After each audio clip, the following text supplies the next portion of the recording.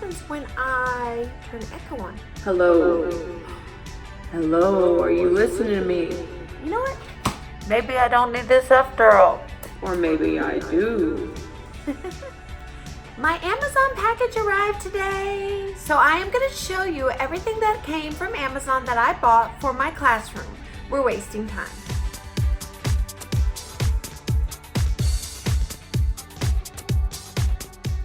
Hello everyone, welcome to my channel, or welcome back to my channel. I'm Allie Mack and I am a teacher, and I'm here to help new teachers have the best school year ever. Or maybe I could help a veteran teacher think of some things that maybe they just haven't thought about. Maybe, perhaps, maybe, we'll see.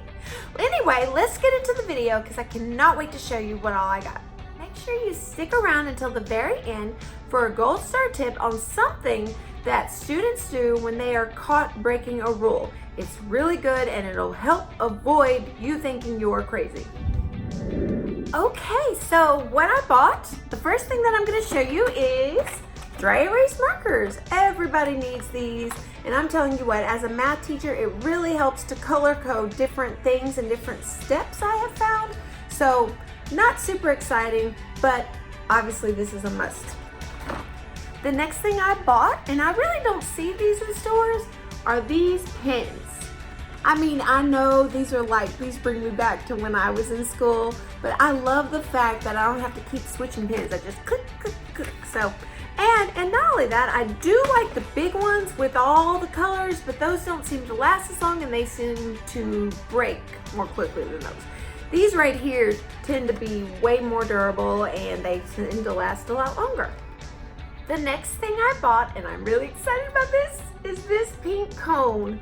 If you saw one of my previous videos, I talk about 15 tricks or something that they don't teach you in college, and one of them was to keep yourself from seeming like you're screaming, is to use a cone so that way the kids know you're using your normal voice, and then that way you can talk louder than them without seeming like you're screaming. So that's why I'm really, really glad I got this cone, and look at it, even is more fancy. It's fancy. It's got this little doodad and a string. But tip, if you decide to get one of these, put it where kids can't get it, because they'll all be like, hey, what's up? And I mean, germs and everything, you know. If you missed that video, I will link it down in the description below because it's really, really good. It's like my best kept secrets of like 10 years of teaching. So check it out if you haven't already. It's good, I promise. I would also like to add that if you use a comb like this, it would probably be better, like, I don't know how to say this. If you like to wear lipstick and you reapply your lipstick and you put it on and you do the comb, sometimes, one time, I was wearing bright red lipstick and I did that, and then when I put it back to my mouth, apparently I had red smudges all over my mouth. So just keep that in mind. A nice student told me and I was able to fix it, but what if I would have walked around like that all day? The next thing that arrived was a stapler. I know what you're thinking. What is so exciting about a stapler? And the truth is, nothing really. But I will say this, for some reason, it came with staples too, but for some reason, kids mess up staplers. I don't know what it is. I mean, I still leave it where they have access to it, but if you buy a good stapler, don't leave it where kids can get it. They always get it jammed up or whatever that is they do. But I mean, I don't know. I just know that they tear up staplers, so I usually buy like the cheap ones because it won't hurt me as badly if they break it. The next thing that arrived, can you guess what's in here? Be dramatic.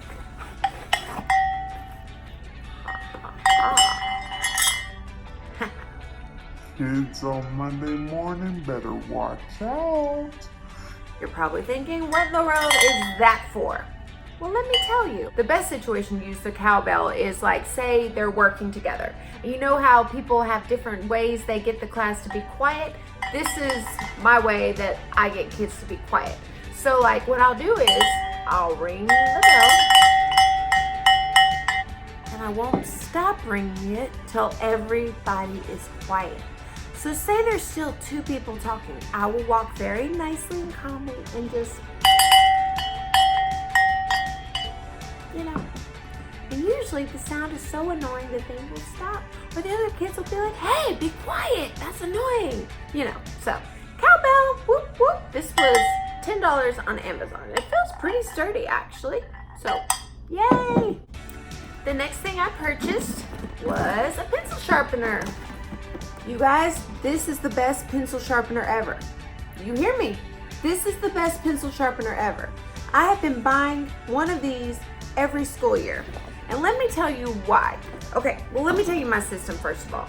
Okay, I originally bought 2 of those with my EEF card.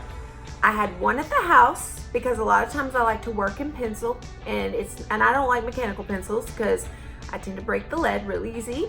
So I keep one in my house and I keep one in my classroom. The one in my classroom might last me 1 school year or a school year and a half.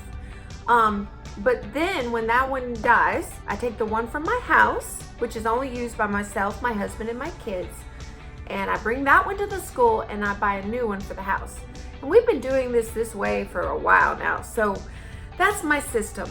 But you need a good heavy-duty pencil sharpener, and anyone that has taught either elementary school or math knows what I mean. And when I first started buying that pencil sharpener, they were like $50 on Amazon. Now they're like $27. So they've gone down in price, but it's still the great, awesome product that it is. Let me throw out a disclaimer. If you have kids that are rowdy or like to break things, I would have a system in place where only the teacher uses the pencil sharpener. Because I worked at a school once, it was middle school math, and the kids thought that if my pencil sharpener was broke that they wouldn't have to work. So I ended up always running out of pencils because we couldn't get them to sharpen. So then I'd give them crayons and they would start breaking them pieces and throwing them at each other. Anyway, that sucked like a lot. So that's when I started buying this pencil sharpener. And in that situation, I just kept it behind my desk and I would keep a cup of pencils already sharpened, and whenever they would have a pencil that needed sharpened, I would just trade with them. And then I would just sharpen all that and then repeat the process. Now, if you are in a school where kids actually value learning and value things and like having equipment that works, then you won't need to do that. Like the school I'm at now, I can leave this out and it will be fine. And if, say, someone accidentally puts one in that's too small, take it home and my husband will get that out. So he usually will repair it if a kid doesn't realize that that's too small to fit in there. So keep that in mind. Another thing that I got, which I'm really excited about, is stickers. And just so you know, kids are never too young for stickers. I've taught elementary, I taught middle school, and I taught summer in a high school situation. But kids love stickers. And I wonder if it's just smiley faces and butterflies. Let's see. Obviously, I'm not good at opening things. Okay, you know what? I will get these scissors and I will open it so I can show you all these awesome stickers. Oh, see, there we go. Here's some beautiful stickers. And let's see the other part. Oh, I love butterflies. You know, I love butterflies. I love butterflies. Woo, they're so pretty. I love stickers. Even I love stickers. Heck, I mean, you know. And I probably shouldn't, I mean, you know what to do with these. Another thing that every teacher needs is a heavy-duty hole punch. Because, listen, you know, sometimes there are materials and notes that you want your kids to hold on to. And a lot of times it's really inconvenient when they all want to come up to your desk and hole punch for you.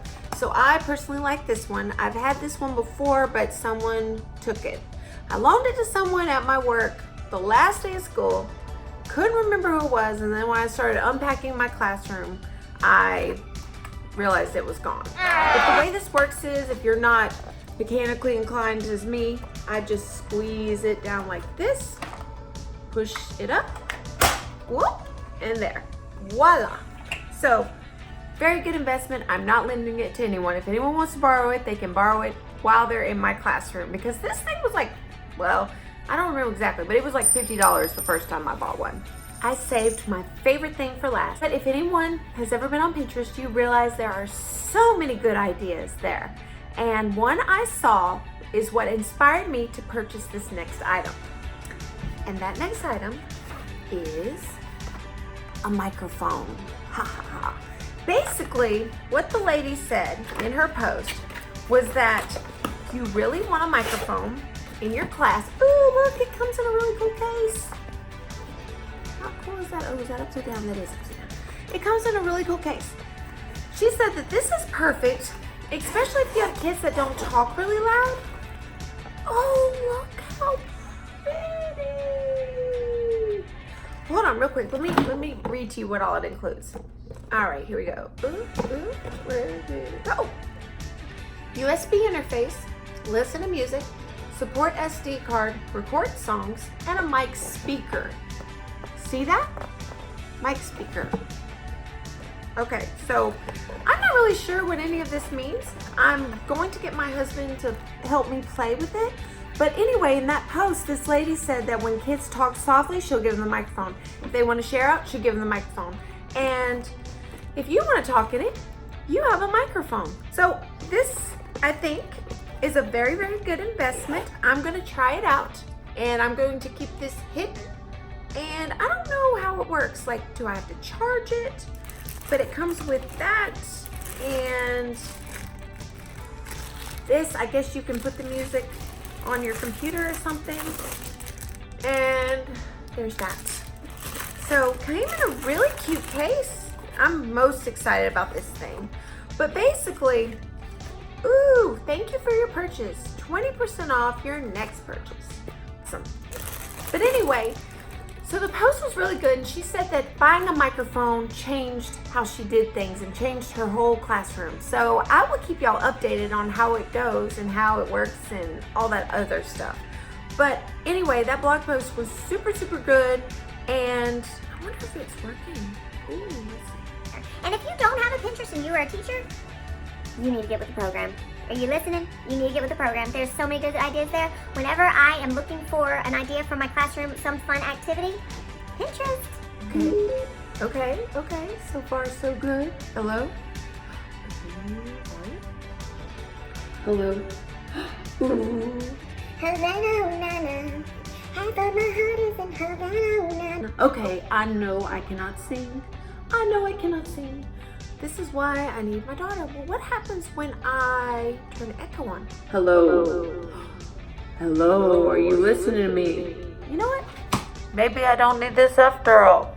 Or maybe I do. What about this? Where's the music? I guess I have to put in my own music. Let's see, mode. Hello? Hello? Ooh, do you hear the difference? Check in. Hello? Hello? Hello? I'll have to play with this later. But oh, that's so cool. Let me turn it off. Turn it off. But how pretty is it? It looks like a real microphone. Uh-oh, it's not turning off. Oh, I got it. All right, so that is what I bought from Amazon. I am most obviously excited about this. Oh, I'm gonna break it out and they're not gonna even know what hit them. And it's gonna be good. I cannot wait. So excited. I'm excited about it. If you made it this far in the video, you probably want to know what that gold star tip is that students do when they're caught breaking a rule. And that is deny. And you know what I'm talking about if you're a teacher and been a teacher. My first year of teaching, I saw a boy talking. He was obviously talking. And I said, so-and-so, please quit talking. And he swore up and down he wasn't talking. He actually had me thinking, did I see what I thought I just saw? You know, and that happened quite a few times. So if you're a brand new teacher, just know you are not going crazy. They were talking, and before you call them out on it, maybe make a conscious effort before you say something to look at them a little bit longer. Maybe you don't need to do that, maybe I do, but I just remember thinking, oh my goodness.